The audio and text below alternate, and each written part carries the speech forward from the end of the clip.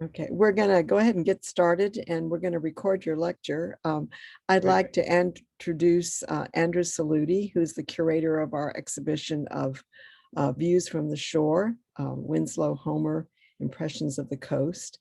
And thank you for allowing us to use this as an online exhibition.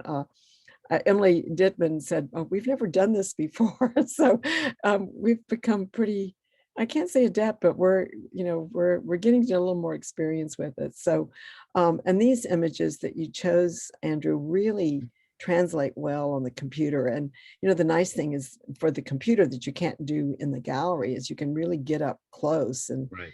see that line work, even though, he is not the engraver. So maybe I can just start out and then you can go with your PowerPoint, but just how did this exhibition come about?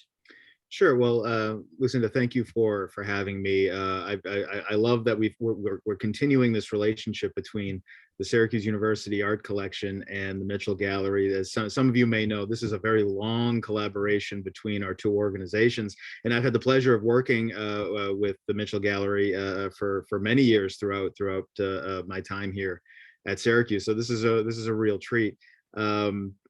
The exhibition came about out of some research that I had originally done back in 2010 within the collection. My background is collections. I want to make sure that this is 100% clear. I'm not an art historian. My background is in print as a printmaker and a maker, and a lot of my curatorial work has really focused on the history of process, but it always in like kind of a social context and how it's relating to what's going on within history. In 2010, the Syracuse University hosted a major Winslow Homer exhibition of his watercolors of New York State, and I curated an accompanying exhibition that looked at his time as an illustrator. And I had the great pleasure of working with Dr. David Tatham, who is a emeritus faculty member of art history here at Syracuse University, and he's one of the authorities on Homer's work in print in this early period, working with the pictorial press. David and I had a wonderful time going through the major collections. A lot of it was unprocessed material, which was exciting for me as a young collections person, going through and being able to really refine what we had and add some new research to the works that were in the collection. These are not unknown images, as you say on the website, and I think that you've had other lectures for the exhibition. These are mass-produced images that were circulated around the country. So these are not unknown, but what I've started to see was a lot of these kind of contextual lines that followed through. One of those lines came out of that original exhibition, which was more of a broad survey, was his impressions of the coast. And I know that many art historians have written about this, and there's a lot of different interpretation about what Homer was using that relationship with, the compositions that he was creating. I was really just struck by the chronology and the evolution of his drawing style and his imagery, putting these things together, and at the same time, the contemporaries that were working side by side, and that's what I'd like to actually talk a little bit about today. Okay, great. Well, thank you. And we've always jokingly sort of referred ourselves as the Syracuse Art Museum Annex, since we've borrowed from you so many great exhibitions over the years, and now even online. So we've forged a new aspect of our of our relationship. So well, hopefully it won't be the last. There's still there's such wonderful collections at Syracuse, and it's one of my joys to be able to still be able to dive in and do this research with the works that we have. Well, thank you. So you have some slides you want to show, and I do. Here, I'll go ahead and screen share. share my screen if that's okay. Yep. So for all of those watching, I do use a rather animated slide application, Prezi, so it does move around quite a bit. I just want to make sure everybody's prepared for that. I don't want to make anybody seasick. not to throw an early pun out there, but so as Lucinda said, I for a long time I worked at the Syracuse University Art Collection. I started as their preparator, worked my way up in exhibition development, curatorship, and was the assistant director until 2016. So for a good 14 years, I was at the art collection before I moved on. And currently, I'm the professor and program coordinator for our museum studies program, where I teach a variety of things, including installation work, object prep, handling, museum management. But really, my true joy and my passion is curatorship, specifically with works on paper.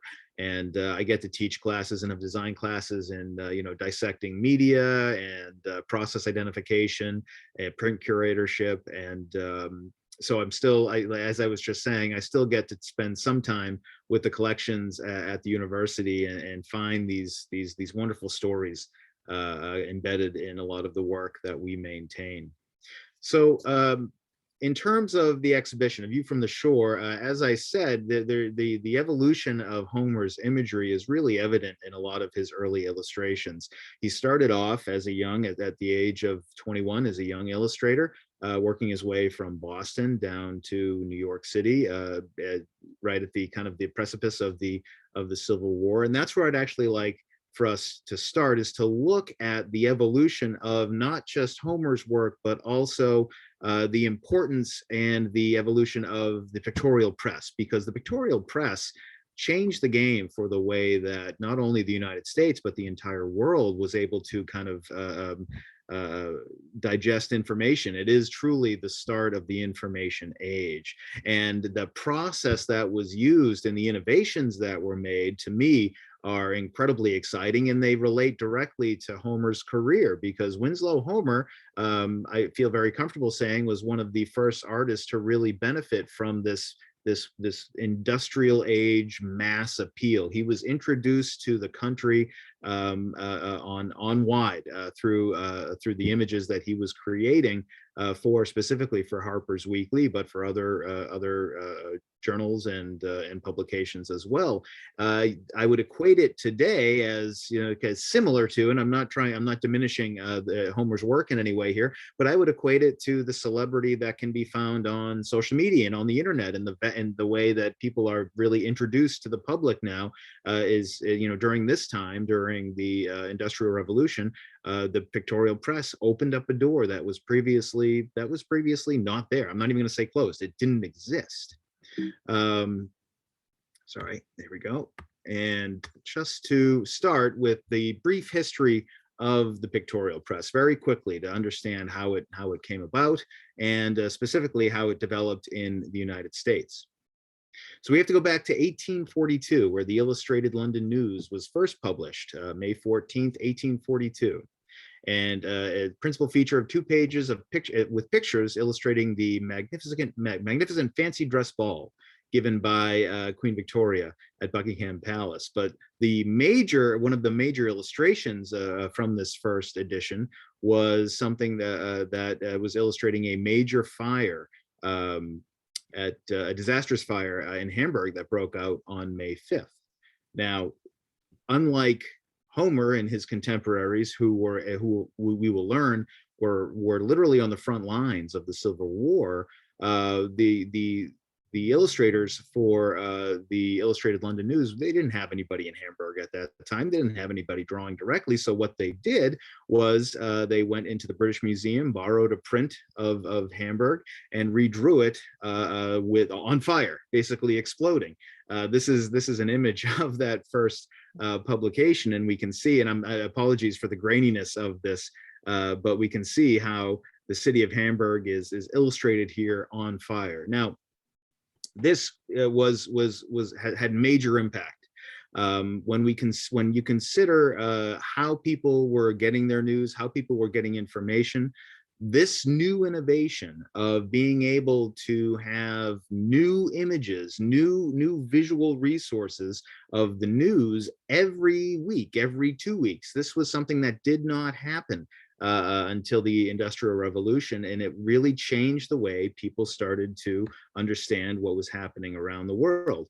Literacy rates, I was just reading up on this. Literacy rates were pretty high in the United States anyway. Were fairly high among certain groups of people. Among, you know, the educated white person, we had a literacy rate of approximately 80%. But the literacy rate for, let's say, the African American community, that was closer to 20%. So what these illustrated papers also did was to give people information who either, you know, could read, could not read, but it was also a sense of sensationalism. It was a sense of saying, okay, look, here's what you're going to be reading about. Here's what we're showing you. As I said, it changed the game.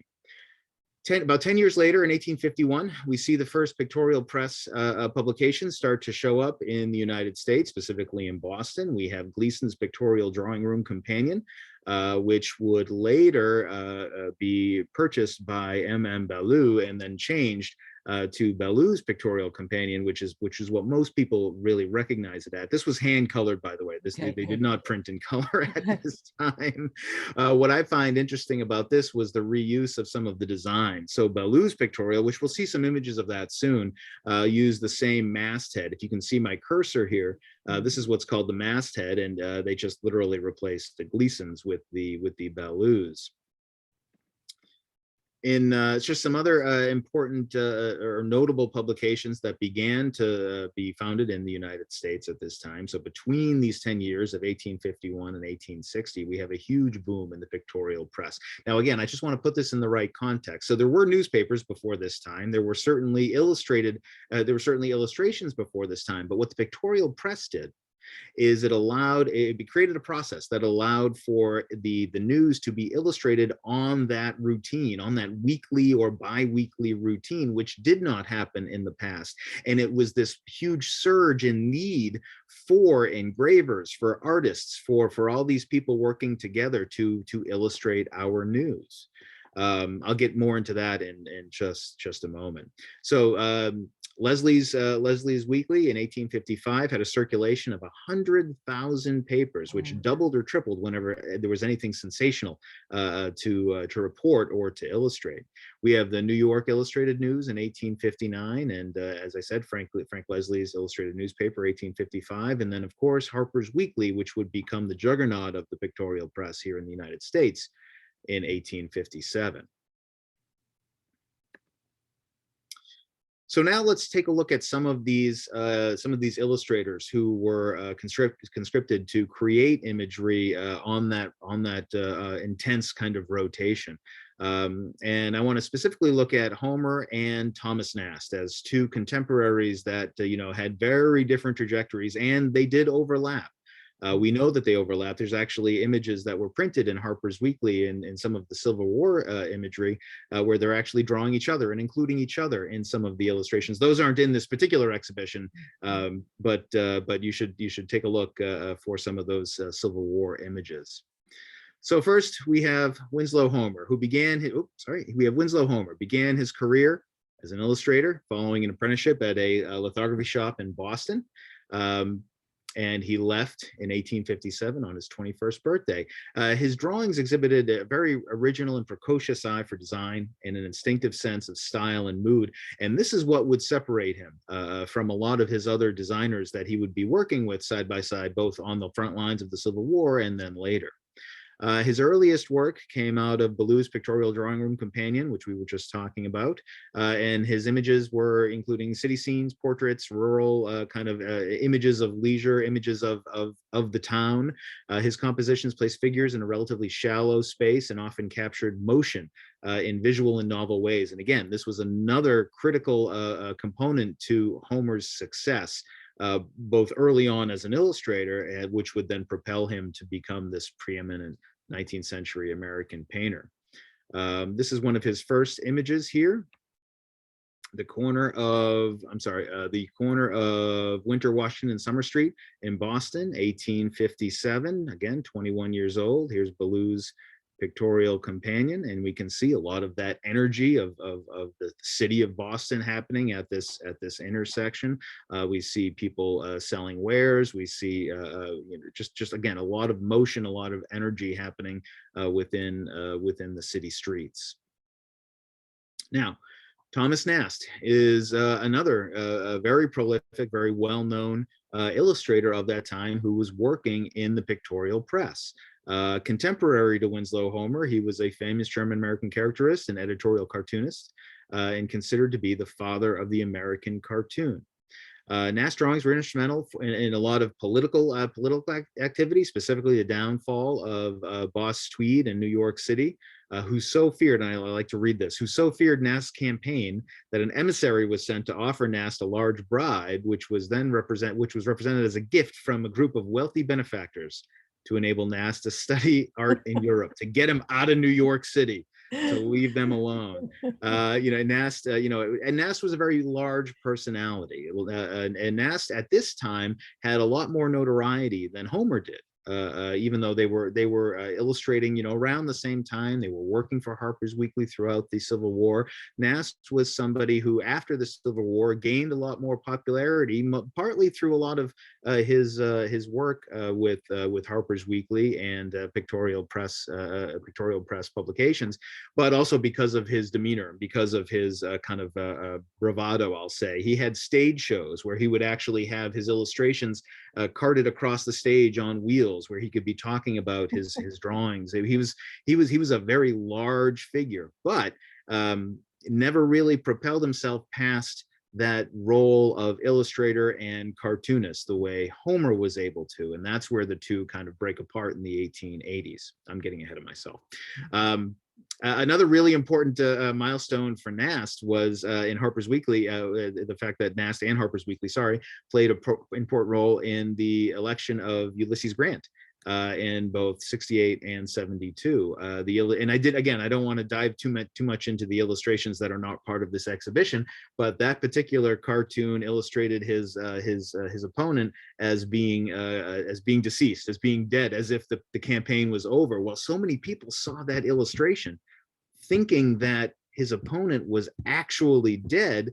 Some say it certainly didn't, it wasn't the major part of the way he won the election, but it certainly had impact.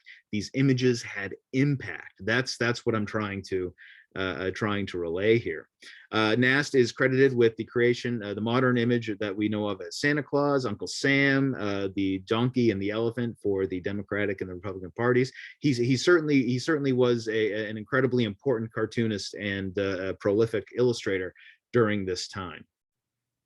Here's the very famous image that Nast did of Boss Tweed trying to control the sun and the moon, and Tammany Hall kind of falling around, falling down behind him. Again, his cartoons had major impact, both politically and socially. There's another person that I like to point out specifically when we're talking about Homer's engravings, and that's Charles Parsons. And that's a name you probably haven't heard before. Parsons was also an illustrator a little bit earlier than Homer and Nast. And Parsons was really well known for his images of the sea, and particularly shipwrecks. I actually own a few of Parsons' engravings that I hang in the house right next to Homer's that show a lot of wonderful naval scenes and ships. He was appointed art director for Harper's Weekly in 1863 and remained there all the way until almost 1890. Now, this is the important part here. Parsons is often credited for fostering and working with Homer as a draftsman and allowing him, freedom to be illustrating images that were not necessarily indicative or illustrative of the news that was happening. It got to the point where Homer's fame and Homer's imagery were so popular that Parsons would actually encourage Homer to just recreate some of his watercolors and paintings for Harper's Weekly so that they could show these images and again sell newspapers, right? But it was that relationship between Parsons and Homer that I believe was really a pivotal part of Homer transcending the work of the illustrations, gaining that or building on rather that popularity that he had through the pictorial press, and then moving on to again become the painter that he was. Here's an early image of one of Parsons' shipwreck scenes, And this is the beach at Long Branch, wreck of the Dora Baker from 1967. These artists that worked for the pictorial press were known as special artists, and there was a term internally. They actually called themselves designers. We have correspondence, or I've seen correspondence between different artists and the different artists, as well as the publishers, talking about their fellow designers. That's how they saw themselves, as the creators of these images. But the advent of the Civil War sparked this huge demand for imagery, for artists to be representing what was actually happening on the front lines, and then reporting back up to the north, specifically in New England, where a lot of these publications were actually being created. The special artist was a term that was used to describe these correspondents, and these were really America's earliest journalists, the embeds. Something that now we would not take for granted, but something that's fairly normal to us is to have a reporter, have a camera, halfway across the world. This was really the first time that had happened, was during the Civil War, with these artists drawing from the front lines, Homer included. Homer was one of these artists. There were three different kinds of special artists that were employed by Harper's Weekly and by others. The first was the salaried correspondent, the artist who was on the payroll, who was contracted to send drawings constantly up to New York City, up to the Northeast. Two names that are very common in specifically Harper's Weekly, but again, through most of the pictorial press, Alfred Woad and Theodore Davis. These are names that are really ubiquitous with the pictorial press. And just a note, again, I didn't include any imagery of Davis or Woad in this particular exhibition, but another exhibition I did talked about not only their work during the Civil War, but then their impact after the Civil War, when they were documenting Reconstruction. They were continuing to send drawings up north, and also would translate that into a very unique and new art form that popped up all around the United States, and that's the cyclorama, which we saw develop really post-Civil War to tell these stories, to talk about the history, to talk about what had happened in the round, as if you were there, as if you were on the front line. Davis and Woad, specifically Davis. Davis actually was the painter of the cyclorama, a well-known cyclorama at Stone Mountain, Georgia, and Woad was also very, very active in this art form. Together, they created over 400 images for Harper's Weekly during that time of the Civil War. The second kind of special artist was the freelance graphic artist, who would occasionally sell sketches to the weeklies. And Homer is one of these artists, where he would be by image kind of contract. Where they would be selling. He was briefly salaried by Harper's, and many of his Civil War scenes were sold as freelance illustrations.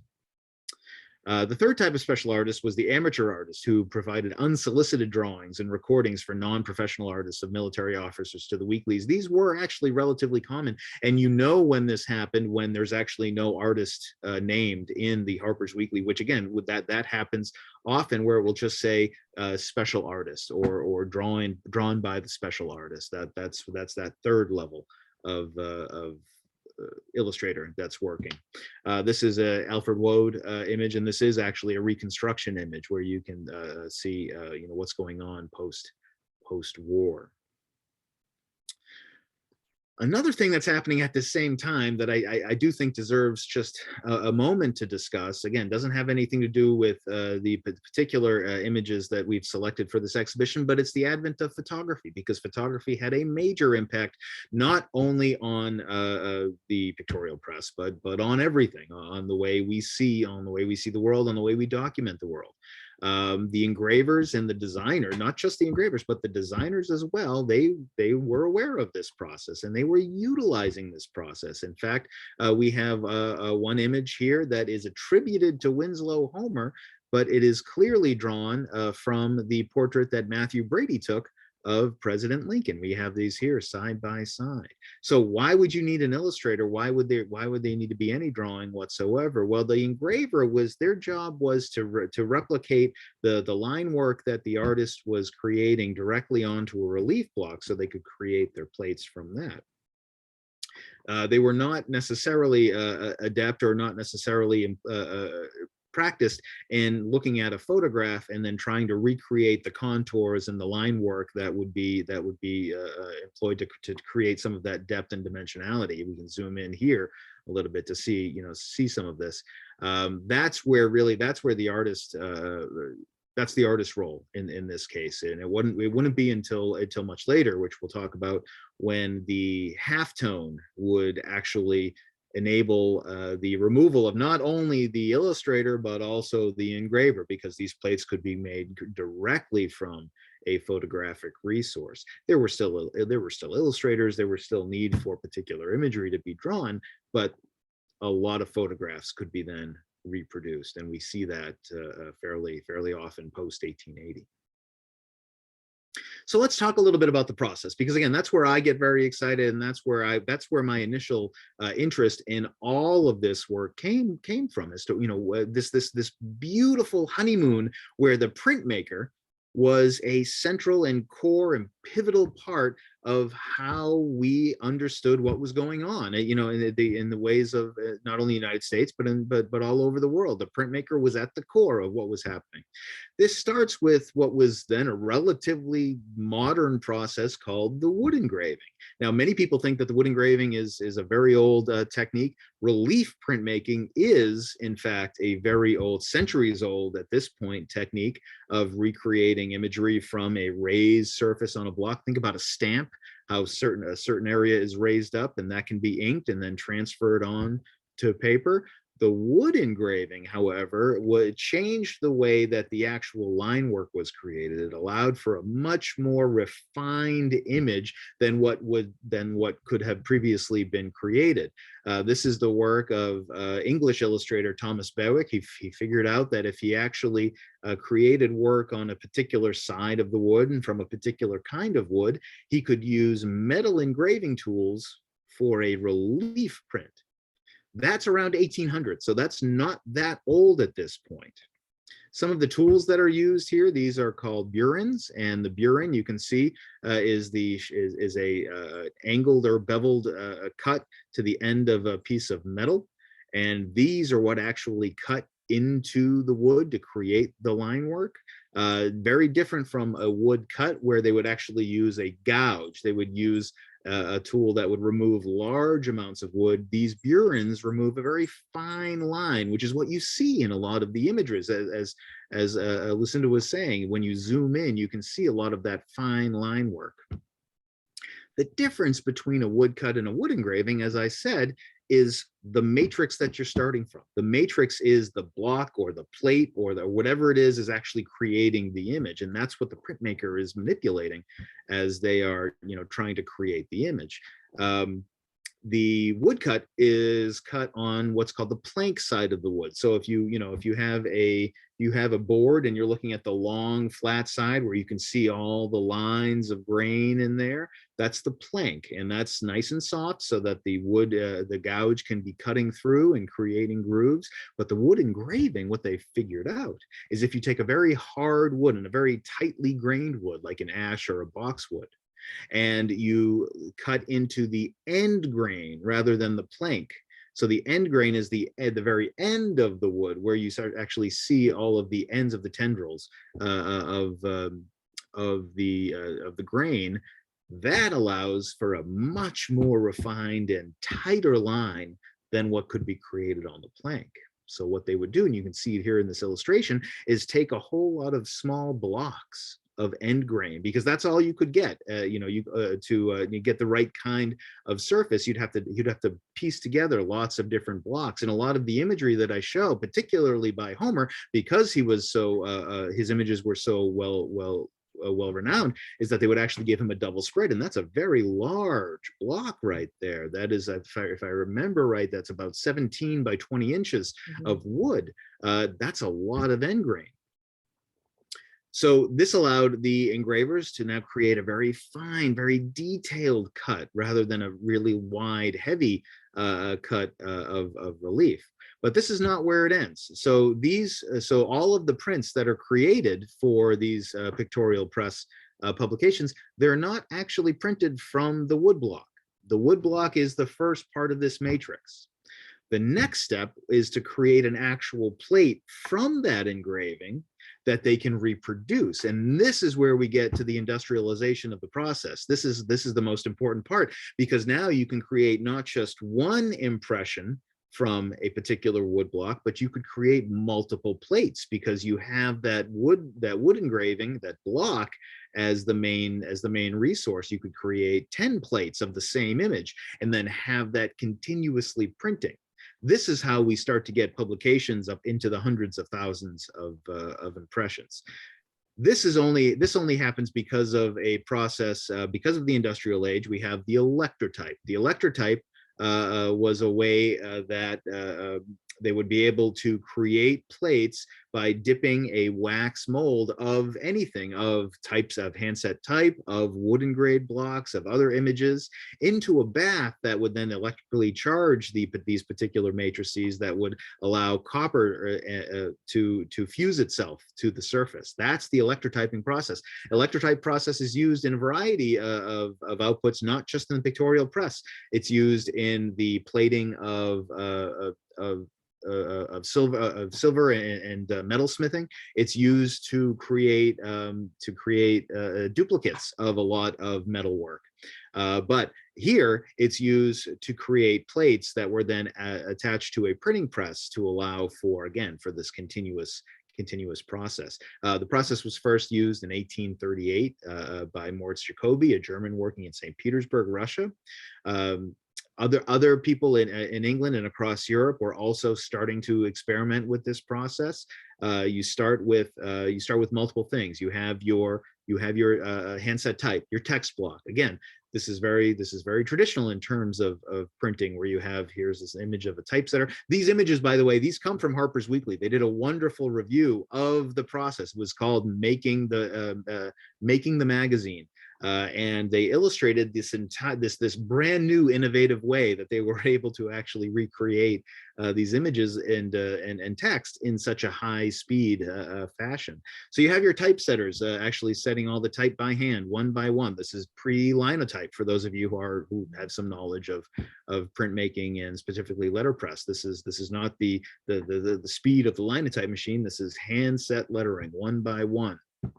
They would take those blocks of type and the images themselves, the engraved blocks, and they would impress wax onto that surface. So they had that impression. So they were taking an impression of the matrix that could then, you see, these are the electrotype baths. We see the batteries on the side to electrically charge this bath. And again, I'm not going to get into the chemistry of it, but it forms this attraction of the metal molecules, the copper, onto the surface of these molds, which again could be made in multiple. They could create not just one impression of this particular page, both text and image, but they could create multiple ones. Here's an example of an electrotype plate, and you can see that it's a singular solid plate here. Here are some divots in what have been that would have been the wax. You can see how thin the actual metal is. It's a very thin layer of metal, and in this case, these particular ones are mounted to wood. But what the industrial evolution would do would take the traditional, this is the Gutenberg style printing press, where you could maybe get 100 to a few hundred impressions a day, printing one page at a time with the handset type and the block that was engraved on the bed, to these rotary presses. This is the Hoe rotary press, and this is one of the presses that we know the Harper's Weekly was using. You can see the masthead of Harper's Weekly right here on the image.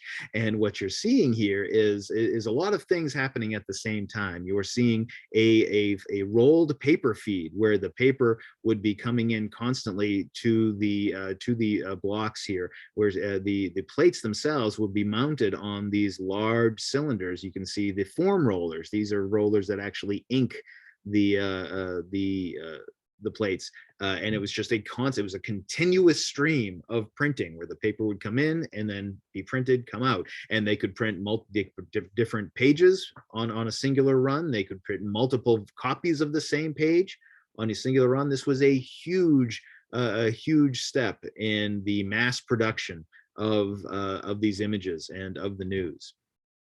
I mentioned earlier about, you know, the kind of the advent of the end of this little honeymoon where the printmaker and the artist were working together to create images that would be reproduced. And this happens around 1880, where we have an inventor, Horgan, who is experimenting with how to take a photograph and then make a plate directly from the photograph. So taking out the expense, and it was a huge expense, of the engraver and the artist having to be that intermediary between image and print.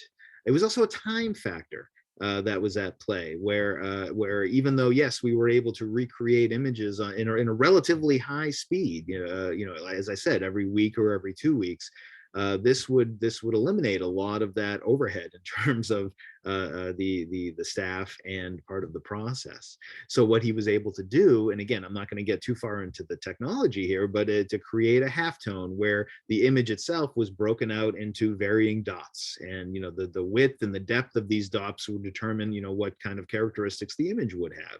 They would be able to take a photograph and then from that photograph create this half-toned image, which we still use today in printing. We still use this when we are doing layers of offset printing or screen printing. The halftone is a really important an important part of the process of making the image kind of fit together and print the right way. So that's a very brief and superficial overview of the process about what's happening at this time when Homer, and again 1857, 21 years old, breaking in to what would essentially help propel him into this world as within the arts as a painter. So I thought we could take a quick look, a quick evolution of Homer's work in the pictorial press, so you can see how he was able to capitalize on this. His earliest work, again, as a lithographer working in Boston, we can see a very, I will say, a young artist trying to figure out a lot in terms of composition, trying to figure out a lot in terms of figuration, in terms of trying to recreate these images of portraits of people and different kinds of scenes. He was doing a lot of musical scores at this time. I think that was one of the major commissions for this particular lithography shop. This is a very well-known one, cover for a song, Katie Darling, 1857. He would then move on directly to Bellew's Pictorial Drawing Companion, as well as Frank Leslie's, and we can see some of his style starting to come through now in terms of that energy that we talked about earlier. Some of the compositional elements that he would become really known well for, and one of these things is feeling as if you're in the scene. Not necessarily from that bird's eye view, but actually being down at the docks here, the immigrant arrival at Constitution Wharf in Boston. The Civil War was had major effect on Homer, and this image here, again, not in this current exhibition, but an image worth talking about. The Army of the Potomac sharpshooter on picket duty. We have a quote directly from we have a quote directly from Homer here. I looked through one of their rifles. This is the first time we've actually seen sharpshooters, that the public would have seen sharpshooters in Homer's quote.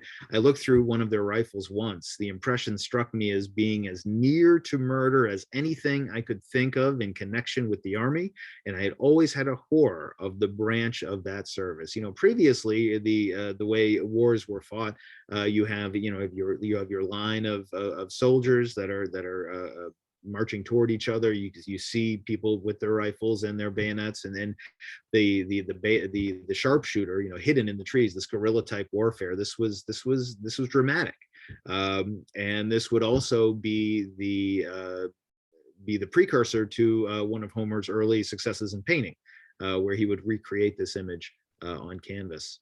As well. Just to, again, talk about some of Homer's, some of the impact that he had at this time, being one of those frontline correspondence.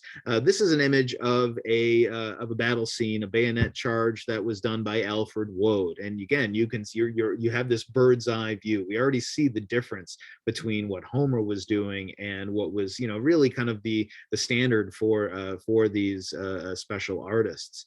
We're very removed from this image. We're seeing it from a hillside in the back. We see a lot of death. We see some of the action that's taken place, but there is that removal. Now, Homer, this is his bayonet charge. This is the difference. This is a striking difference to how people were actually, understanding what was going on the front lines. Where this, it seems, and I don't know, the details of Homer's actual position here, but we're actually in the scene. We're in the battle with this particular battalion. This is, go back to Thomas Nast, and this is one of Thomas Nast's engravings that was sent up, one of his drawings that were sent up to be engraved. At this same time. So again, you see a lot of that kind of separation. You see that bird's eye view versus Homer's take, which was again very much compositionally and dramatically within the scene. This is really the reason. And again, when I was discussing, when I was suggesting that Homer was taking advantage of the pictorial press, similar to social media today, he had the talent, he had this knack, he had this wonderful sense of composition that would then propel him through a lot of these illustrations to be the painter that he became. In the 1860s, after the Civil War, he had a very well-documented trip to Paris, where he was able to study in some of the major institutions in Europe. And this is a wonderful scene. Art students and copyists in the Louvre Gallery. It's just a nice note here that this particular person right here, that's Mary Cassatt, that he is illustrating, which you start to see a lot of this overlap, which I like very much. I like to know that these people working at the same time, there was interaction, there was correspondence. It's like being in the Met in the gallery of the American Impressionists, and you see the William Merritt Chase portrait of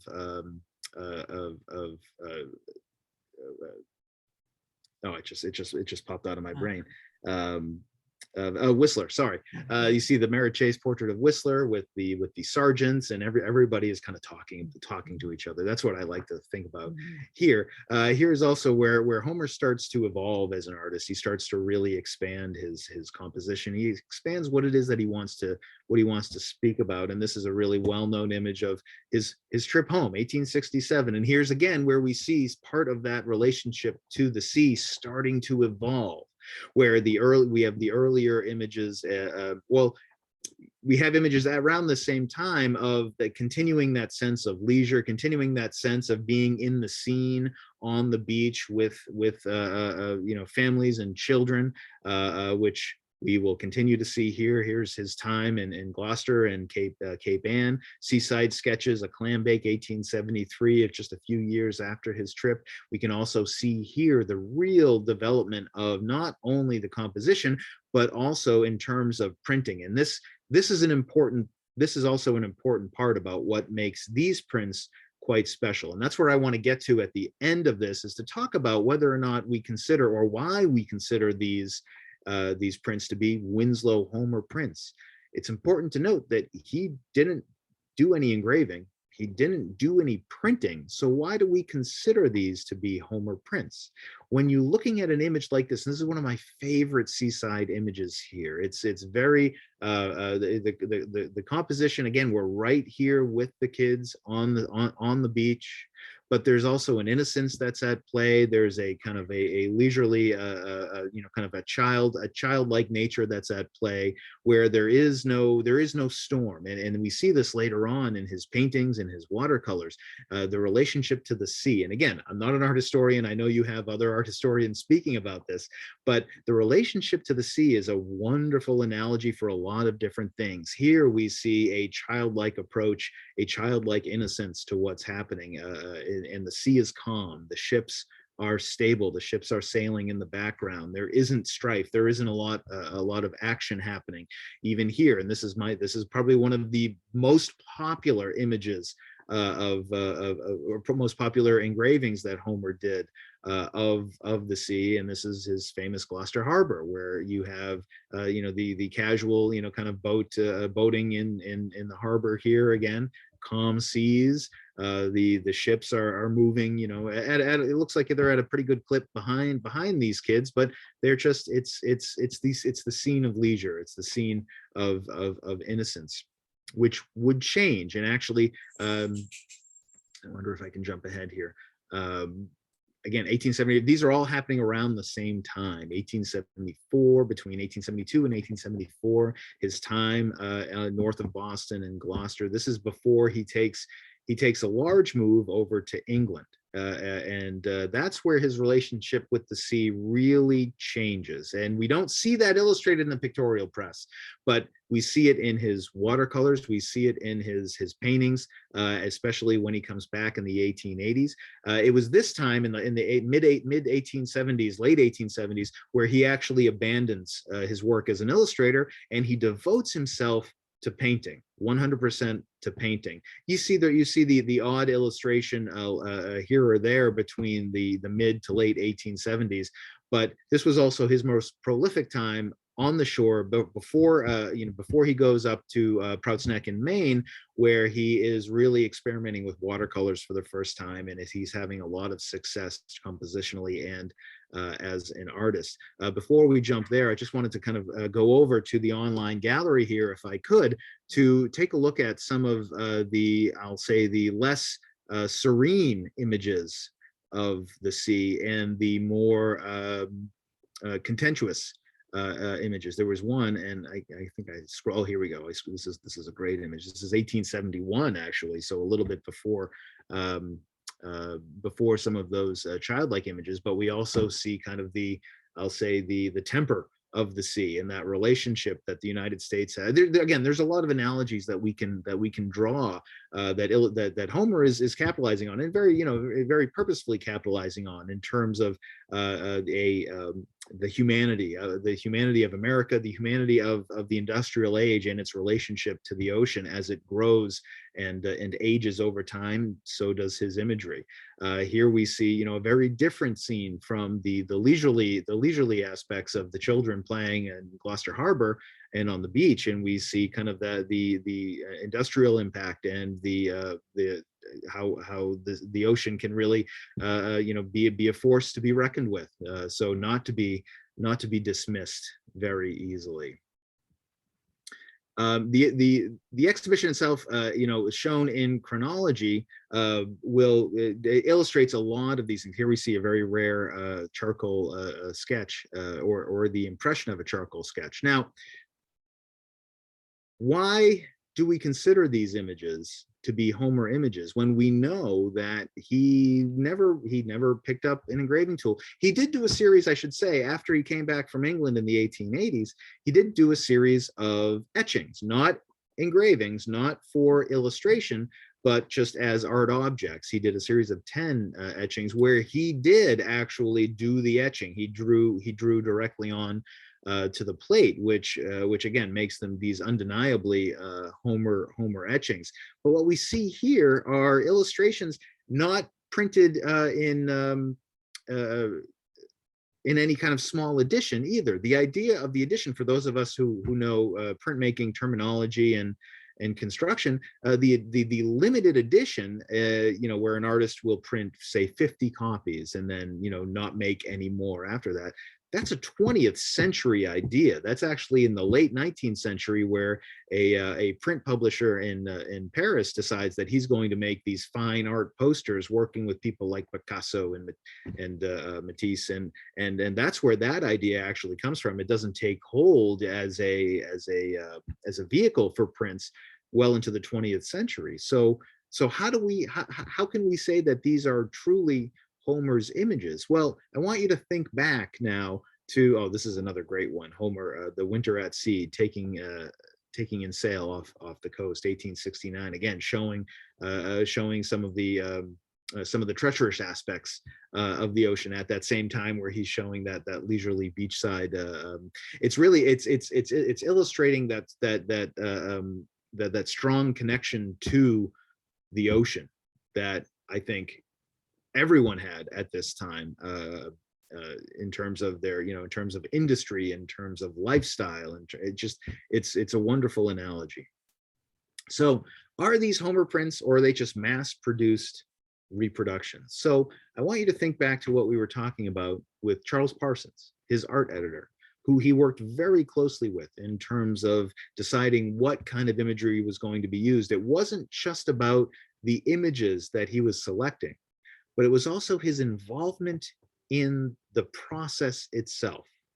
Because Homer, after working, after some early impressions, post early impressions in the beginning of the Civil War, he was actually allowed to, again, facilitated by Parsons, he was allowed to actually work with one engraver. There was one engraver that Homer liked, and this is according to David Tatham's research, one engraver that he liked that would be able to reproduce his images with some fidelity, so they could read his drawing and be able to reproduce the image to a quality that he was happy with. It's that involvement, it's that artistic involvement that really does make these images, or make them connected to Homer rather than just copies of his drawings, because he's a part of that process. He is dictating not only what the image looks like, but also what that matrix is going to look like, what, who it is actually going to be doing that work, so that he feels confident that the image is actually as he wants it. That involvement, and we can make analogies to that all throughout the 20th century with Jeff Koons, with Andy Warhol. It's that connection to the actual process that's important, and that's where many, including myself, will often argue that these really are connected to Homer more than just being copies of his drawings, but that intent, that artistic and visual intent that he wanted to create is imbued in these images. And that's what makes them Homer prints. And it was through the success that he had, through the wonderful compositions that he created, that he would then leave the pictorial press and again become the preeminent painter of the 19th century. That's my shtick on the process of these, and that's what I get excited about. Visually, I think they're absolutely wonderful images, and no one can deny how adept Homer was. But what I get truly excited about is the process itself and what it meant beyond just Winslow Homer and his work, but what was going on in the late 19th century in America and around the world. Thank you. Well, if you have a minute in case there are questions. Yeah, absolutely, please, yeah. We got a nice comment that says, "Thank you so much for sharing these images. I love his use of placing the viewer right there in the moment. It's so powerful. I never have noticed it before until you compared him to others." and Aisha is absolutely spot on. I know Thomas Nast work, but I never put it together, like war images and things, that the comparison of with Homer, you're right there in the trenches. From Nast, you're looking from the distance. And it's so the other artist, Lucinda, the other artist actually took note of this. I mean, they started to create different kinds of compositions. Nast actually, and I couldn't find the image, I'm sorry to say, but I do know that there is an image of Nast where he actually is, I'm not going to say copying his colleague Winslow Homer, but he's taking from that composition and he's, using that within his own work as well. Homer really was a very important force in that compositional frame, in terms of, making people feel like they're there. And none of the wood blocks are extant. Oh, thank you. Yes, that's something else I like to talk about. So because this was an industrial process, the blocks themselves, this is a commodity. The wood blocks are a commodity, and they need to be reused, because after the engraver was, thank you, Lucinda, for bringing that up. After the engraver was finished creating these cuts on the actual surface of the end grain, and then they were able to take that wax impression to create their plate, well, they just shaved the block right down and they reused it for the next one, because again, this is industry, this is commodity, this is something that they have to keep going. So there was no preciousness with these matrices. There was no saving of them. I have read that there are a couple of blocks in existence, but I have not confirmed any. I have never seen one. I don't even know of one in any collection, because again, this was part of an industrial process. Even the plates, they would melt them down, and then they would, put them back into the electrotype bath. So there was no preciousness at the time. There was no thought that Homer would become the artist that he would, that Nast would, that a lot of artists would actually move on to do what they were doing, and thinking, oh, we should save this. That wasn't a part of the conversation at all. Well, so what we have are these impressions, and again, we have a lot of them. I mean, a lot of these are relatively easy to find, but especially with the Homer impressions, they are getting a little more scarce. And because, and here's where the collections person in me really gets excited, because these are newsprint, which is a wood pulp paper. It is highly acidic. It will break down and disintegrate very easily. We have these because a lot of them have been kept closed in books, or they've been kept in the dark, in a fairly stable environment. But they are precious, and they are starting to become more and more scarce. Sorry, Lucinda, go ahead. Well, I was just to say they do that with the lithograph stones too. They would just buff them off. Exactly right. Because it's not the matrix. And again, as a printmaker, I mean, it's not about the matrix, as wonderful of an object as that is, and it is a wonderful object. The goal, the end result, is always the impression. It's always the print to paper, not the block or the plate. So again, it was treated just as a tool that was used to create the image. Mm-hmm.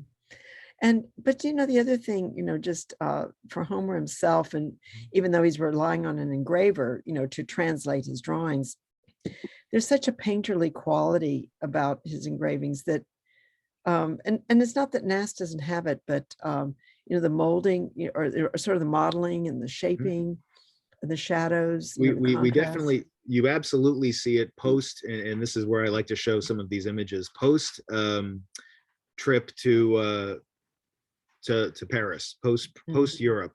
You can see here, I mean, you're starting to get some of that wash, some of that dimensionality, as you're saying, with some of the line work in the background, where it doesn't seem like it's all contours. But then in the 70s, where he's truly thinking of these as watercolors. You're absolutely right, Lucinda. I mean, this is where he started to experiment with watercolor, and he's starting to really understand how far he can push the boundary of the impression.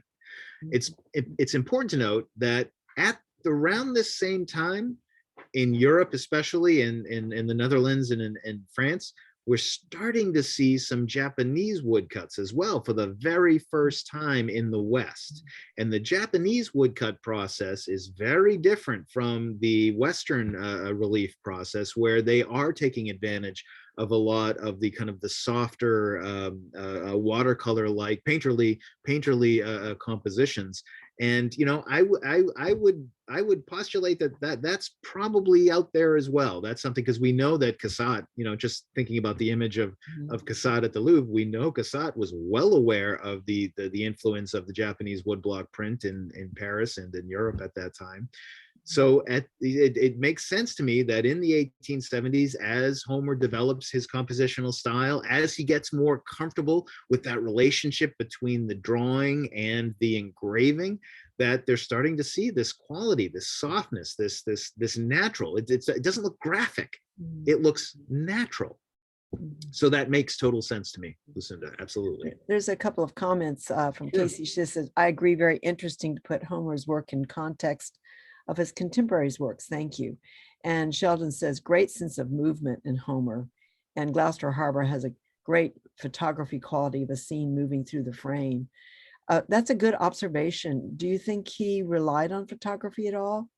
I don't think so. I think that Homer was pretty, and again, I'm not an art historian, but I think that he was he was fairly committed to kind of being in the scene, and we see that early on the front lines of the Civil War. He would be drawing from life, and I can't say that he didn't use photography, but I don't believe it was anything that was commonplace for him at that time. Now, I'm also doing a lot of research right now on a pedagogical textbook publishing company called the American Book Company. I recently, this is an organization that only a few years after this became the largest textbook company publisher in the country. They had people like Frederick Remington. They had Norman Rockwell got his very first commission through this particular company. And what I'm finding, the reason I'm bringing this up is what I'm finding, we have their entire illustration collection here at Syracuse University, 22,000 illustrations. What I'm finding with some of the earliest ones, I know it's exciting. It's a great collections project.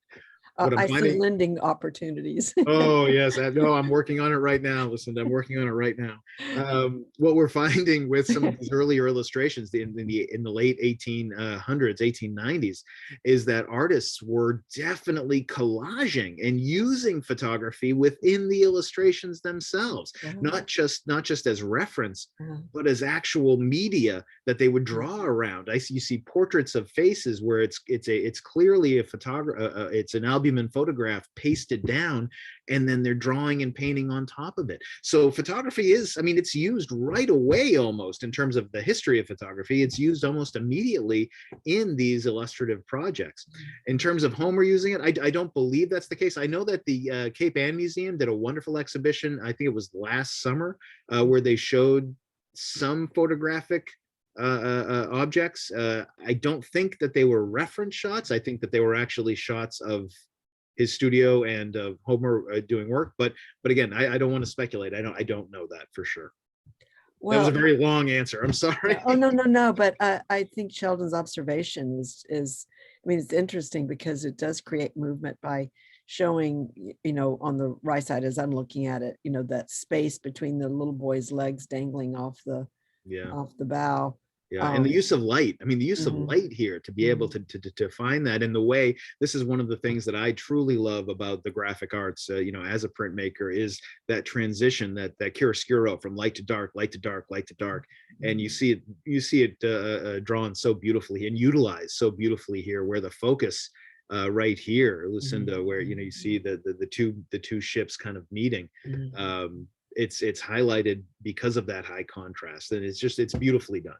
Beautifully done. And also, and this is with, most all of his things. I mean, you can tell who is interpreting his things better than others, because some of the faces and some of the images are a little awkward, but especially in those early illustrations where he hadn't made a name for himself yet. He was just sending up images the same as everybody else was, Woad and Davis and Nast, and he was just another one of these special artists. But it's upon this return and this relationship with Parsons where that he really starts to refine himself as the artist.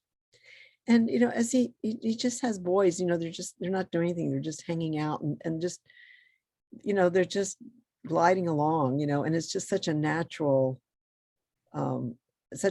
feeling to it, that they're not stressed, there's kind of an innocence there. And Karen points out that notice that the tip of the oar is at the bow.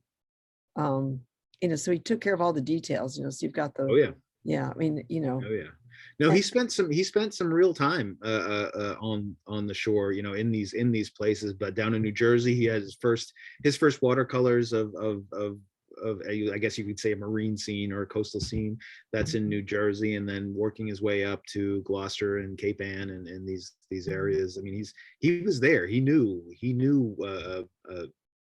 in terms of the composition, in terms of what he was seeing, he was very adept. And also he understood ships and boats, because everything's very consistent. We've had other maritime works of art where some sails are going one way and flags are going the opposite, but he stayed very consistent when boats are heeling, and the flag is consistent, and even further out. So he clearly understood his subject, and I think that helps translate Well, and I think it was also kind of that ubiquitous, it was the ubiquitous technology, mode of transportation, mode of commerce. I mean, this is what it was. This is what people were seeing. And again, I mentioned when he makes his trip to England and on the shore, where he also sees kind of the darker side of that, the strife of the fishermen and the challenges of working the sea. He works all of that into his compositions here in the earlier in early illustrations, rather early images.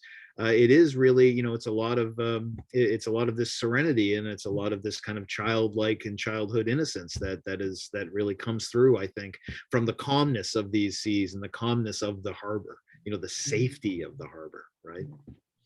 Did he, or do you know, did he have approval over the engravings? Yes, he did. Yeah.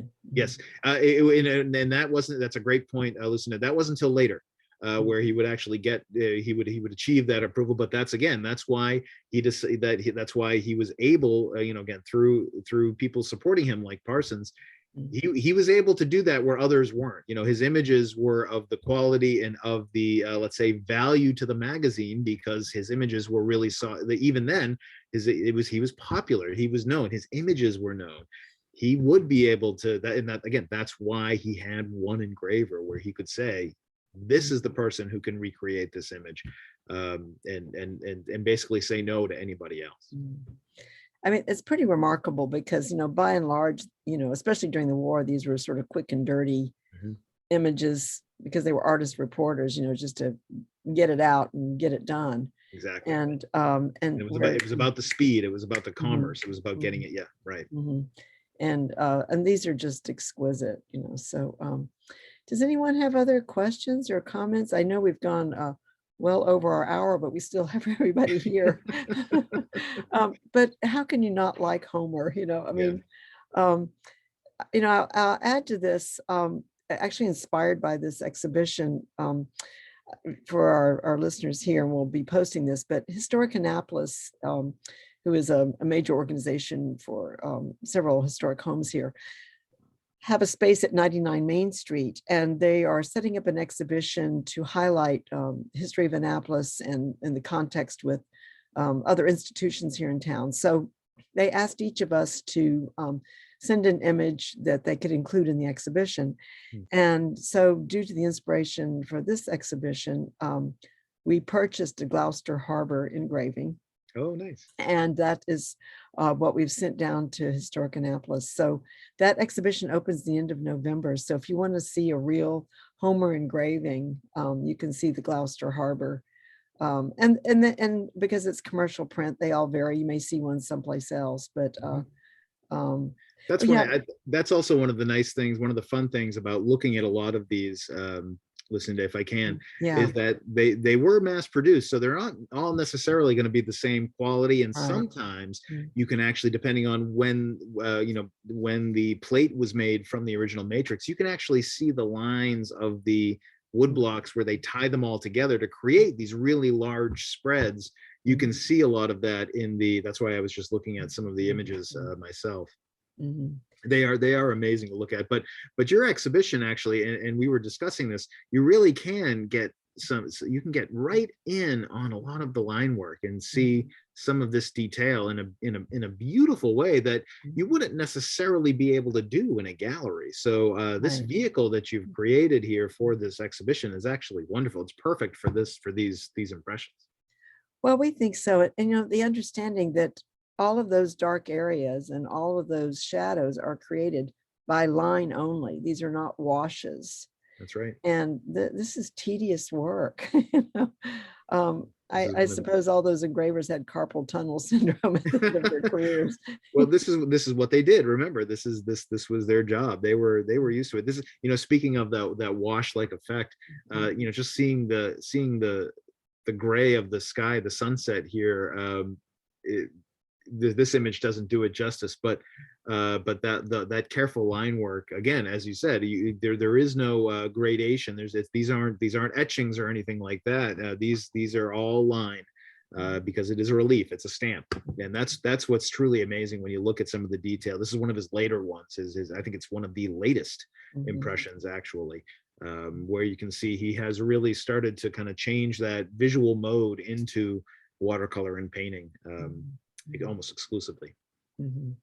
No, I've always loved Homer, and now I'm just totally in love with him. I'd be a real groupie. If he were alive, I'd probably be at every opening or sighting, although he was pretty reclusive, but you know, to have that much talent is just absolutely amazing, you know. So and how many images does Syracuse actually own of Homer engravings, do you know? Of Homer? Oh, that's a great question. Of course, you would ask me that. I did not look. I didn't know if it was in the hundreds or, you know. Well, just what you like- can do, I will say this, Lucinda, what anyone can do is to peruse the university's collections. If you go to museum.syr.edu, you Mhm. can search their collection. They have a wonderful online database that they've recently rolled out using a new content management system, and you can not only can you see all of these images, but you can also start to create little juxtapositions between Homer's images and other images within the collection. It's a great resource. It really is a wonderful resource. I'm sorry I don't have the answer on the tip of my tongue. No, that's all right. That's all right.